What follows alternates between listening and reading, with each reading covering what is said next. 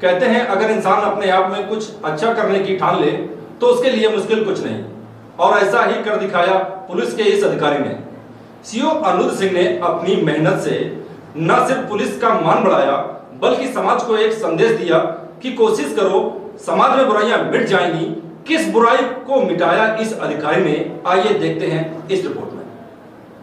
कुछ भी गलत काम हम नहीं करेंगे, काम करेंगे वो ईमानदारी का काम करेंगे, गलत काम कुछ भी नहीं करेंगे।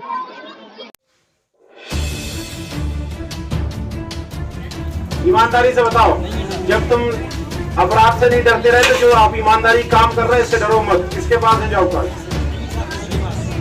आप सबकी लिस्ट बनवाइए, सबको जॉब कार्ड बने। बदायूं जनपद के कादर चौक थाना क्षेत्र का गांव धनपुरा मंडल में कच्ची शराब के अवैध कारोबार के कारण बदनाम तो है ही, साथ ही यहाँ के युवक महाराष्ट्र, आंध्र प्रदेश, उड़ीसा, बंगाल जैसे दूर दराज के प्रदेशों में बड़े बड़े शोरूम में नकबाजी ना के लिए बदनाम है। शायद ही कोई महीना हो जब किसी न किसी प्रदेश की पुलिस का छापा इस गांव में ना पड़ता हो। लोकल पुलिस भी छापा मार कर थक गई, मगर इस गांव को अपराध मुक्त नहीं कर सकी। मगर कुछ दिन पहले नक्सली इलाके से बदायूं ट्रांसफर होकर आए पुलिस के एक अधिकारी अनिरुद्ध सिंह ने इस गांव को बदलने का बीड़ा उठाया। अनिरुद्ध सिंह उझानी क्षेत्र के क्षेत्राधिकारी हैं। उन्होंने सबसे पहले इस गांव की भौगोलिक और सामाजिक स्थिति का अध्ययन किया। उन्होंने पाया कि कच्ची शराब का कारोबार इस गांव में कुटीर उद्योग का रूप ले चुका है। चला रहे हैं सर, हमारे बच्चे भी पढ़ रहे हैं सर, भैंसियां भी पाल रखी, काम भी कर रहे हैं, लेकिन ये कोई धंधा कर रहे थे, कोई कर रहा था ये धंधा छोड़ रहे हैं सर। पूरा गांव हाँ भर रहा कि हाँ ये धंधा छोड़ेंगे हम। कौन सा धंधा करते? शराब निकालते थे सर, वो शराब का धंधा बंद हो रहा, पूरा गांव एक होकर के बंद करा रहा है सर। हम अपना गांव का सुधार करना चाहते हैं, बच्चों की उन्नति कराना चाहते हैं। जो पढ़े हुए हैं, जो नई नौकरियां नहीं कर रहे हैं, जिनकी नौकरियां नहीं लगी है, उनको सर सीओ साहब हमारी जिम्मेवारी ले रहे हैं कि हमारी कार्रवाई की जाए। जिनके काम नहीं दिया जाएगा उसको काम दिया जाएगा सर, बोल रहे हैं। आप महिलाओं को किस तरीके का काम दिया जाएगा? समूह का काम, 3 समूह तो चल रहा है। सिलाई का काम हमने अभी ले रखा है सर, सिलाई का काम हमारा हो रहा है सर अभी समूह के हिसाब से। अब भी 2-4 समूह बनने को तैयार है, कम से कम 5-6 समूह बनने को तैयार है सर।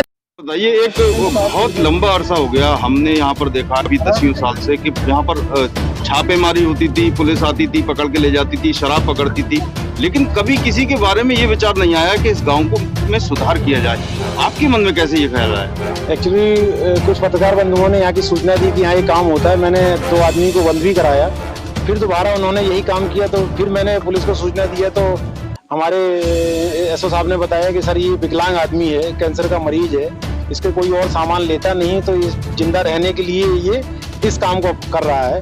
और सुनील साहब हमारे बहुत आइए आप। और एक ऐसा महिला है जो विधवा है, जिसके पास कोई रोजी रोटी नहीं है, वो भी जेल गई, 2 बच्चे हैं, तो वो उसके पास भी यहाँ जो परंपरागत चला आ रहा है उसको वही समझ आया कि इससे हमारी आजीविका चल सकती है, क्योंकि और बहुत दूसरी चीजें हो सकती हैं, लेकिन कभी किसी ने सोचा नहीं जो यहाँ परंपरागत चला आ रहा है उसी को ये अपनाते आ रहे हैं।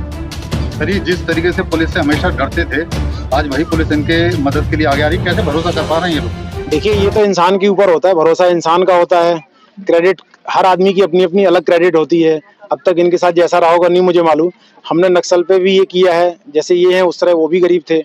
इनको कभी बताया ही नहीं गया है कि कर क्या रहे हैं। और सच बात ये 1902 में जैसे आए, बताया दीक्षित जी ने कि पंडित जी ने बताया कि 1902 में राजस्थान से आए हैं, माइग्रेटेड हैं, आज तक बंजर जमीन पे बसे हैं, आज तक इनको जाति का ही नहीं पता है कि ये किस जाति में आते हैं। और एक तरीके से जो दादे परदादों ने बगैर संपत्ति के यहाँ के अपराध करना शुरू किया, ये उसी को एक तरीके से जो मैंने एसेस किया, ये उसी को पेशा बना लिए हैं। कभी सोचे ही नहीं है कि ये गलत है, इसमें कोई इज्जत नहीं है। और एक तरीके से ये साइकिल चला रहा है, अपराध कर रहे हैं, छूट रहे हैं, फिर कर रहे हैं, वही अपराध कर रहे हैं। कभी इनको कोई इस तरीके से लेने वाला, मुझे लगता है इनिशिएटिव लेने वाला कोई मिला नहीं। तो पुलिस ने किस तरीके आश्वासन दिए हैं मदद के? देखिए, मैंने एसएसपी साहब से पूरा इस पे डिस्कस किया है, डीएम साहब से किया है। हर विभाग को लेके यहाँ एक मीटिंग रखेंगे, जो जिस लायक होगा उसकी वो मदद की जाएगी। जैसे विधवाएं बहुत हैं, विधवा पेंशन की उनको बनवाने की पूरी योजना है, विधवा पेंशन। जो सिलाई कढ़ाई का काम सीखना चाह रहे हैं, प्रोफेशनल लोग ले आएंगे, इनको सिखाएंगे, तैयार कराएंगे।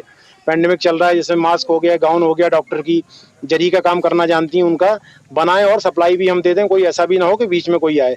जैसे गुड़ का है, शराब में करते तो ये अगर अच्छी गुड़ बनाएंगे तो हम इतना तो कर सकते हैं कि व्यापारी से कह के इसका अच्छा गुड़ है आप ले लीजिए, जो पुरानी चीज़ों को भूल के। तो इनका गुड़ अभी गलत जगह में जाता है, वो गुड़ अच्छी जगह में जाएगा ना, वो गुड़ हम भी खाएंगे, वो गुड़ आप भी खाएंगे, अगर इनका सही क्वालिटी का अच्छा बन के जाएगा, क्योंकि अभी इनका गलत दिशा में जाता था ना वो चीज़। आपको लगता है सर कि ये मुहिम जो आपने शुरू की है, उस आप इस मुहिम को आगे चल के भी जो है इसमें फायदा मिलेगा इन लोगों को और इस गांव के जो है हालात बदलेंगे? देखिए अभी इनकी कोई, आपको बताऊं सच ये है कि इस गांव की रेपुटेशन इतनी खराब है, इनकी कोई, ये खुद बताएंगे कि इनकी अपनी कोई इज्जत ही नहीं है। तो इन्हें बेचारों को इज्जत ही नहीं मिली कभी, तो ये इस बारे में सोचे ही नहीं कि क्या परिवर्तन कर सकते हैं। अब ये परिवर्तन का इन्होंने बीड़ा उठा लिया है और इन्होंने जिस देवी माँ की कसम खा के ये अपराध करते थे, उसी देवी माँ की कसम खा के इन्होंने अपराध छोड़ने के लिए कहा है। तो 100% मुझे उम्मीद है ये भी इंसान है कि ये बदलेंगे। हर कोई एक समय आया है, बदला है, ऐसा नहीं है कि बदलने का मौके नहीं मिले, बस ये कह लीजिए मैं जरिया हो सकता हूँ या बहाना हो सकता हूँ। और इन्होंने खुद जब बदलने के परिवर्तन की सोच लिया है तो 100% परिवर्तन आएगा। ये इनके ऊपर डिपेंड करता है, अब ये कितना बदलने के लिए अपने को हमारे साथ लेके चलते हैं।